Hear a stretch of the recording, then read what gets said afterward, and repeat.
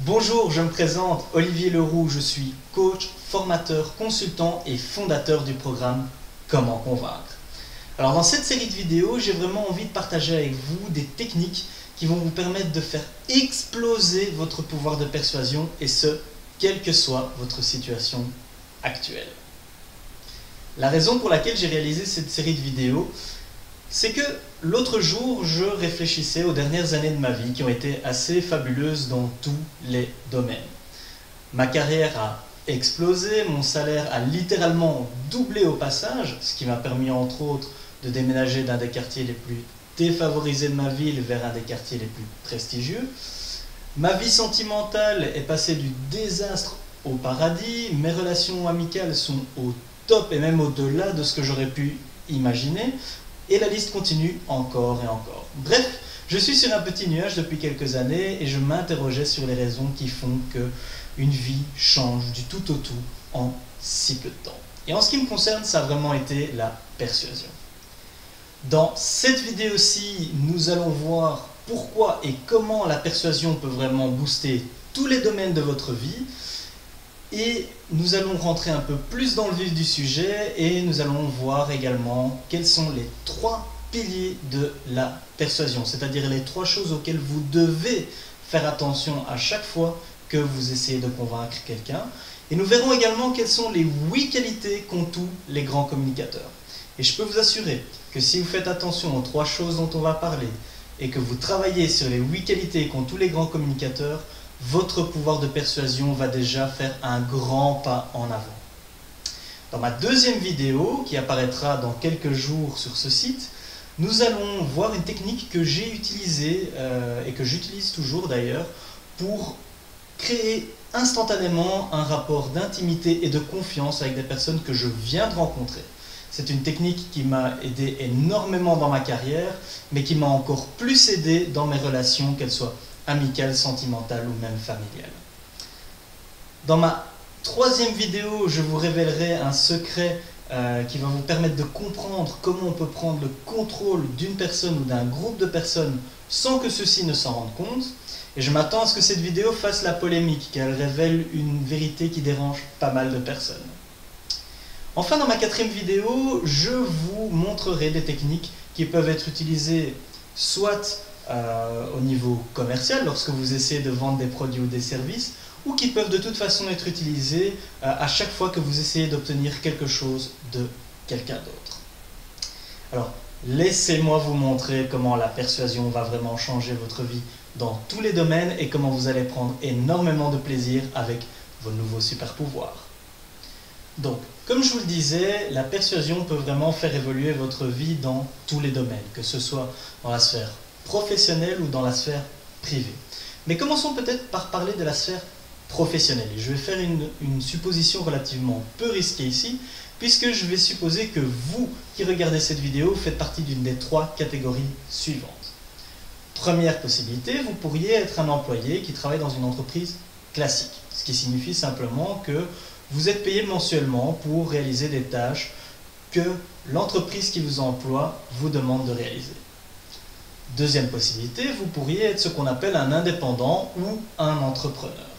À ce moment-là, ça signifie simplement que vous avez votre propre entreprise. Enfin, troisième possibilité, vous pourriez être à la recherche d'un emploi ou vous pourriez être un étudiant, ce qui signifie que vous serez probablement bientôt à la recherche d'un emploi. Quelle que soit la catégorie dans laquelle vous vous trouvez, la persuasion peut vraiment vous aider énormément. Et nous allons voir comment. Commençons par les employés. Si vous êtes employé dans une entreprise classique, vous remarquerez probablement qu'il y a 4 niveaux de hiérarchie dans votre entreprise. Premier niveau, nous avons les assistants et les techniciens peu expérimentés. Deuxième niveau, déjà un petit peu mieux payé, nous avons les consultants ou les commerciaux et les techniciens expérimentés qui ont généralement un contact avec les clients de la société. Troisième niveau, déjà beaucoup mieux payé, nous avons les managers, les chefs d'équipe et les chefs de département. Enfin, quatrième et niveau le plus élevé dans la hiérarchie d'une entreprise, nous avons la classe dirigeante avec les CEO, les PDG et les directeurs. Maintenant, intéressons-nous aux fonctions de chacune de ces catégories. Au niveau 1, les assistants et les techniciens peu expérimentés, la fonction de ces personnes-là consiste à réaliser des tâches qui sont certes nécessaires pour l'entreprise, mais qui ont une faible valeur ajoutée au regard de la stratégie globale de l'entreprise. Ils reçoivent des briefings des niveaux supérieurs et doivent exécuter des travaux selon des délais précis. Niveau 2, les consultants, les commerciaux et les techniciens expérimentés, la fonction de ces personnes-là consiste soit à convaincre des clients potentiels d'investir dans les produits et les services de la société, soit à réaliser des tâches à haute valeur ajoutée et à présenter des solutions aux clients. Bien souvent, le niveau 2 délègue certaines tâches au niveau 1. Niveau 3, ce qu'on pourrait appeler le middle management, le rôle de ces personnes est de créer une stratégie pour l'équipe ou le département et à motiver tous les niveaux inférieurs à suivre cette stratégie. Enfin, au niveau 4, ce qu'on pourrait appeler le top management ou la direction, l'objectif est de déterminer une stratégie globale, de motiver, voire d'inspirer toute l'entreprise à suivre une direction bien définie. Alors, bien entendu, cela varie d'une société à une autre. Si vous êtes dans une petite structure, il est possible qu'il n'y ait que 2 niveaux hiérarchiques. Si vous êtes dans une structure énorme comme une multinationale par exemple ou une société qui a beaucoup de succursales, il est possible qu'il y ait des niveaux intermédiaires à ceux que j'ai cités. Vous aurez compris le principe. Le principe c'est que plus vous vous situez haut dans cette hiérarchie ou plus vous voulez vous situer haut dans cette hiérarchie, plus vos compétences de base vont devoir être liées à la communication et à l'influence. Et même si vous êtes très bien au niveau hiérarchique où vous vous trouvez, mais que vous aimeriez bien avoir un peu plus de reconnaissance de la part de vos supérieurs ou des augmentations salariales, ce qui va généralement de pair, à ce moment-là, il va vous falloir comprendre un concept très important, c'est le concept de valeur. Alors, sans trop rentrer dans les détails ou dans la philosophie, nous dirons qu'il existe 2 types de valeurs dans le monde. La première valeur, c'est la valeur réelle des choses. Le deuxième type de valeur, c'est la valeur perçue des choses. L'erreur classique, c'est de penser que la seule valeur qui a de l'importance, c'est la valeur réelle. Mais pourquoi est-ce une erreur, vous allez me dire? Eh bien, pour l'illustrer, je vais prendre 2 situations qui sont malheureusement très répandues dans le monde de l'entreprise, et vous allez vite comprendre que la valeur perçue a beaucoup plus d'importance qu'on peut l'imaginer. Première situation, imaginons que votre valeur réelle soit très élevée, ce qui signifie que vous apportez beaucoup à votre entreprise, ou alors que vous pourriez potentiellement apporter beaucoup à votre entreprise, mais que votre situation actuelle ne le permet pas. Par contre, votre valeur perçue est très basse, ce qui signifie que on ne se rend pas compte de cette valeur. Eh bien, dans ce cadre-là, et malgré le fait que vous puissiez apporter beaucoup à votre entreprise ou que vous apportiez déjà beaucoup à votre entreprise, vous n'aurez pas de reconnaissance de la part de vos collègues ni de vos supérieurs, vous n'aurez pas d'augmentation et pas de promotion. Alors, je sais que ça peut paraître complètement injuste, mais je pense que la situation inverse va vous paraître encore plus injuste. Situation numéro 2, imaginons que votre valeur réelle soit très faible. C'est-à-dire que vous n'apportez pas grand-chose à votre entreprise. Mais d'une manière ou d'une autre, vous avez réussi à vous faire passer pour un élément de valeur, à vous faire passer pour une personne très professionnelle. À ce moment-là, votre valeur perçue est élevée. Eh bien, dans ce cadre-là, et malgré le fait que vous n'apportiez absolument rien à votre entreprise, vous pourriez très bien avoir de la reconnaissance de vos collègues et de vos supérieurs, des augmentations salariales et des promotions. Alors, ne me faites pas dire ce que je n'ai pas dit.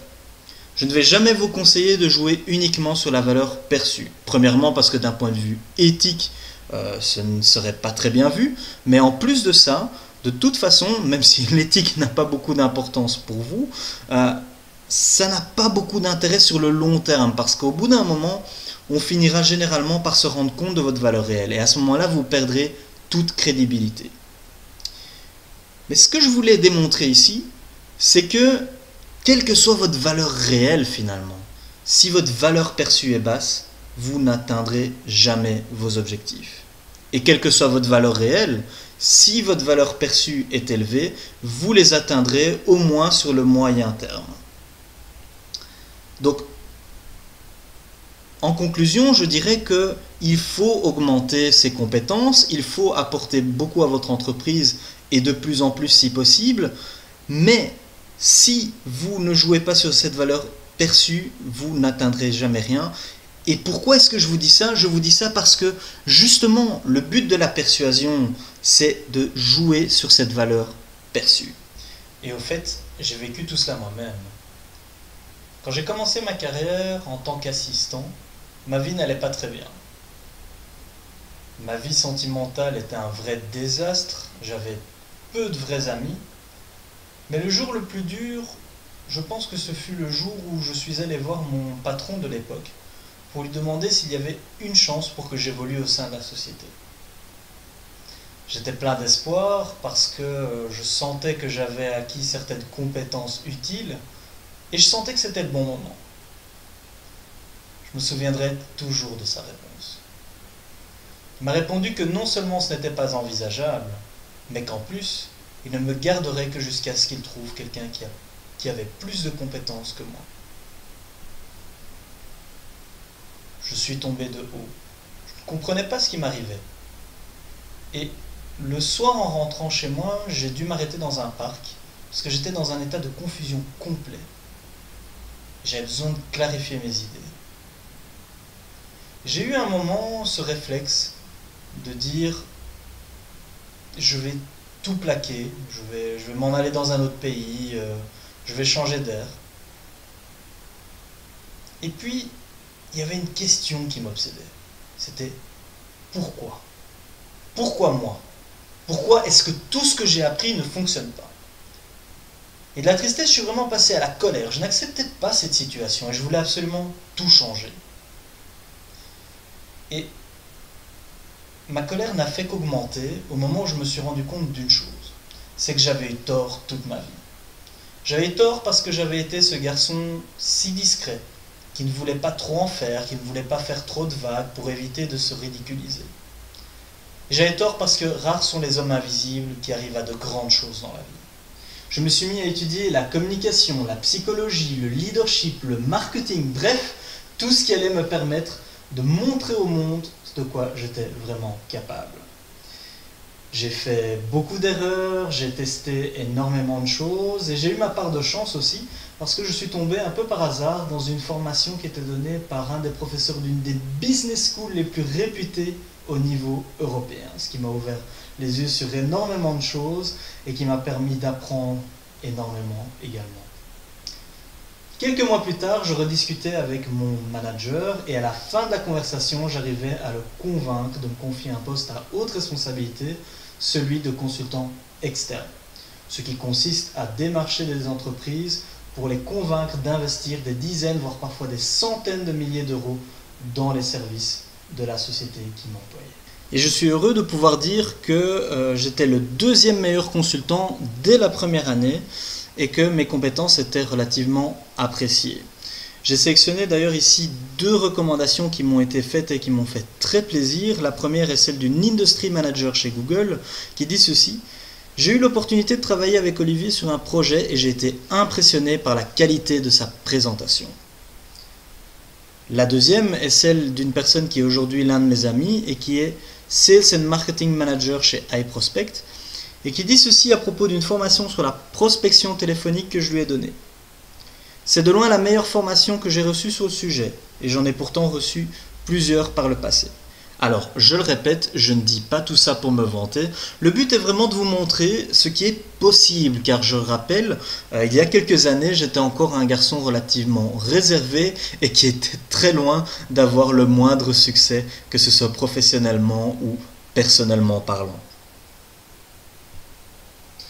Et l'idée, c'est que si moi j'ai réussi à le faire en partant de rien du tout, je pense que n'importe qui peut le faire.